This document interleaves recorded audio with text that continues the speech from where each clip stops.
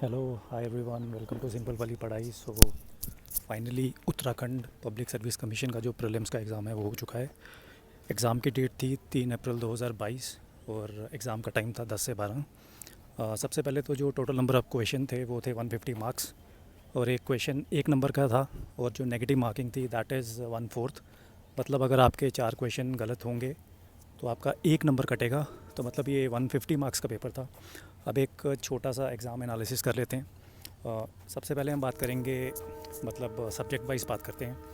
अगर आप हिस्ट्री की बात करो तो जो मॉडर्न हिस्ट्री के क्वेश्चन थे वो सिंपल थे। अगर आपने मॉडर्न हिस्ट्री पढ़ी है तो आप उसको अटैम्प्ट कर सकते थे। पॉलिटी के क्वेश्चन वो भी मतलब नॉर्मल क्वेश्चन थे, उनमें भी ज़्यादा डिफ़िकल्टी लेवल नहीं था। जहाँ तक मिडिवल और एंशियंट हिस्ट्री की बात है तो जो क्वेश्चन थे वो काफ़ी ज़्यादा डेप्थ में पूछे गए थे। तो अगर आपको मतलब अच्छी नॉलेज है आप तभी उसको अटेम्प्ट कर सकते हो, अदरवाइज़ आपको उन क्वेश्चंस में काफ़ी प्रॉब्लम हो सकती थी। उसके बाद अगर मैं बात करूं उत्तराखंड जीके के, तो उत्तराखंड जीके के एटलीस्ट 17 टू 17 से 18 सवाल पूछे गए हैं इस बार। मतलब एक तो ज़्यादा भी हो सकते हैं, लेकिन अप्रॉक्सीमेटली एटलीस्ट 17 से 18 सवाल उत्तराखंड जीके से पूछे गए हैं। उसके बाद करंट अफेयर्स की बात की जाए तो करंट अफेयर्स एक साल पुराना और कुछ क्वेश्चंस मतलब 2020 से भी पूछे गए थे। तो करंट अफेयर्स का जो लेवल था, अगर आपने अच्छे से पढ़े हैं तो आपको उसमें ज़्यादा प्रॉब्लम नहीं होगी। फिर भी जो करंट अफेयर्स थे वो मतलब मैं उसको मीडियम की कैटेगरी में रखूँगा।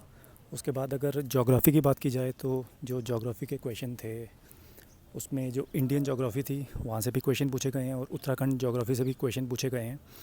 और जो क्वेश्चन थे मैक्सिमम वो ज़्यादातर फैक्ट बेस्ड क्वेश्चन थे। मतलब अगर आपको पता है तभी मतलब उनको अटेम्प्ट कर सकते हो। मतलब इस पेपर को जो निकालने का जो सबसे बेस्ट तरीका वो यही है कि आपको जो नंबर ऑफ़ अटैम्प्ट्स हैं अपने वो बढ़ाने पड़ेंगे। अगर आप सोच रहे हो कि मैं कुछ क्वेश्चन अटैम्प्ट करके ये एग्ज़ाम क्लियर कर लूँगा तो ये काफ़ी मतलब मुश्किल चीज़ है। ये मुश्किल इसलिए है क्योंकि जो क्वेश्चन थे काफ़ी ज़्यादा फैक्ट बेस्ड क्वेश्चन थे और आपको अगर आप अटेम्प्ट अपने बढ़ाओगे तभी एक चांस हो सकता है कि आपका ये जो प्रीलिम्स है वो क्वालिफाई हो।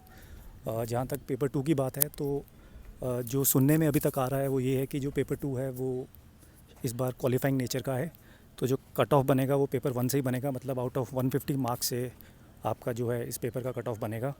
उत्तराखंड जीके के मतलब 17 से 18 सवाल अगर आपको आते थे आप अटेम्प्ट कर सकते थे। लेकिन जिन लोगों ने उत्तराखंड जीके अच्छे से पढ़ी है तो उनके लिए ये थोड़ा सा एडवांटेज रहेगा। बाकी जो इंडियन का पार्ट था, मतलब आप ये मान सकते हो कि आउट ऑफ 150 120 टू 130 जो क्वेश्चन थे वो इंडियन पार्ट से पूछे गए थे।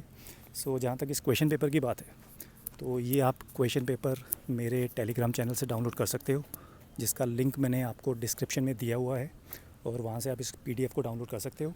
जहाँ तक कट ऑफ़ की बात है तो कट ऑफ़ को प्रिडिक्ट करना अभी आई थिंक इतना इजी नहीं होगा।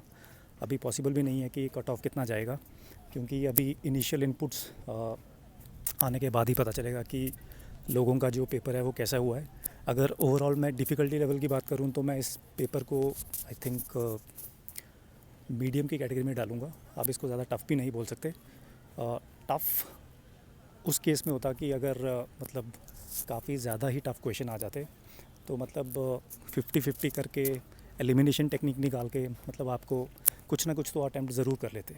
तो यहाँ पे मतलब अगर आपको एग्जैक्ट आंसर नहीं भी पता है तो अपनी जितनी भी नॉलेज है आपको थोड़ी बहुत किसी भी चीज़ की, तो वो अगर आप ट्रिक्स लगाते मतलब कोड वर्ड्स जो भी हैं तो उस केस में मतलब आप एक सेफ अटैम्प्ट तक पहुँच सकते थे। अगर पेपर अच्छा नहीं भी हुआ तो यार that's fine, I think it's a part of life. ऊपर नीचे होता रहता है। तो अगले एग्ज़ाम की प्रिपरेशन करो। तो यही है। इसका जो पेपर का जो लिंक है, जो पीडीएफ है, आपको वो मेरे टेलीग्राम चैनल पे मिल जाएगा।